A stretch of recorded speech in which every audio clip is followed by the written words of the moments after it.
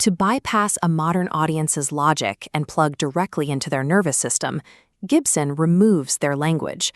Actors speaking English provide a safety net for the brain, but hearing characters communicate in a dead, guttural tongue triggers an ancient, immediate fear. While researching the Mayans for Apocalypto, he encountered a jarring historical reality. This was a civilization capable of building mathematically perfect structures that eclipsed the pyramids of Egypt, only to vanish and be consumed by the jungle. Examining how a society that sophisticated could simply collapse forced a confrontation with the raw mechanics of survival. When civilization dissolves, what remains is a constant fight or flight, where every shadow is a threat and every reaction is violent. For Gibson, this primal survival mode was his lived reality for decades. Years of reckless living eventually led him to Dr. Daniel Amen, a psychiatrist who maps the physical structures of the brain. Amen used a radioactive tracer to photograph exactly what was happening inside Gibson's neurology. The results were extreme. Amen told Gibson he was looking at one of the most severe cases of post-traumatic stress disorder he had ever documented, comparing the neural damage to that of active combat veterans. Decades of physical trauma, including being knocked out repeatedly playing rugby, had battered his hardware. His brain scans showed literal holes, dark, porous gaps in the tissue that made the imaging look like Swiss cheese. Those physical voids trapped his consciousness in the oldest parts of his neurology. He spent years in a highly reactive, paranoid state where his brain perceived the world as a series of threats requiring an immediate animalistic response. Gibson's work presents a contradiction. A man physically wired for savage animalistic reaction, creating art that touches on profound spiritual themes. The constant stress of living in that hyper-aroused state required an outlet. Severe substance addiction became the destructive symptom of a brain desperately trying to numb its own alarms. Recovery meant admitting that human willpower alone was insufficient to override his primal programming. Through programs like AA, he arrived at a point of absolute surrender, seeking help from a power outside himself. This realization suggests that primal nature cannot be defeated through intellect alone. For Gibson, it required intervention from the metaphysical realm. That submission became the foundation of his worldview. He concluded that healing the broken physical machinery of the body is impossible without first addressing the spirit. This spiritual pivot made him deeply skeptical of mainstream institutions.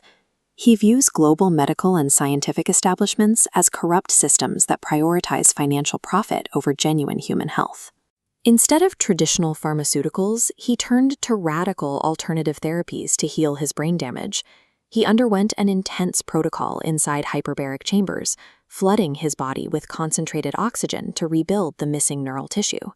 He ventured even further into fringe practices, seeking out a Qigong master from Shanghai.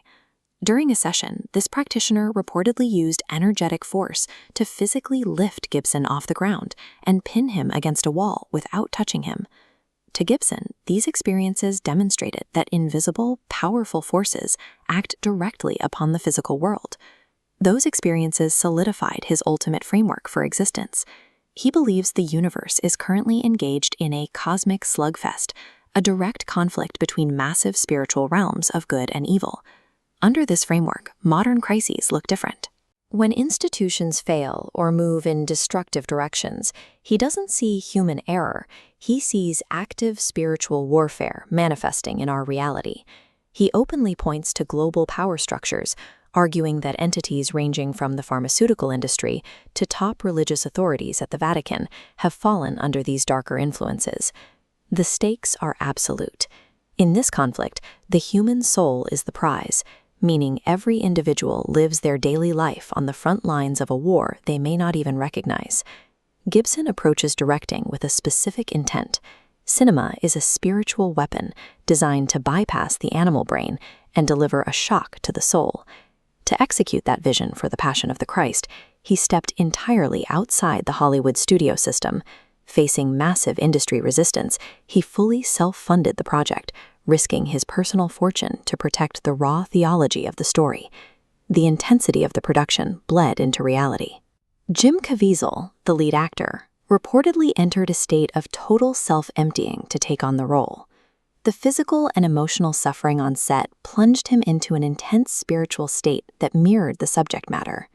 Gibson directed the film as verifiable history, using the Shroud of Turin as literal evidence of the divine. He points to physical anomalies within the cloth to make his case: a first-century weave, region-specific pollen, and an inexplicable radiation-like imprint modern science still struggles to explain. Now, 2 decades later, he is preparing a sequel titled The Resurrection. He describes the current script as a theological acid trip. The narrative bypasses Earth entirely. It opens in another realm with the cosmic fall of angels, depicting a literal, physical descent into hell. Mel Gibson doesn't operate like a standard director. He is a man who sees 2 distinct realms violently colliding, using his art as ammunition in the daily war between our dying animal bodies and our eternal souls.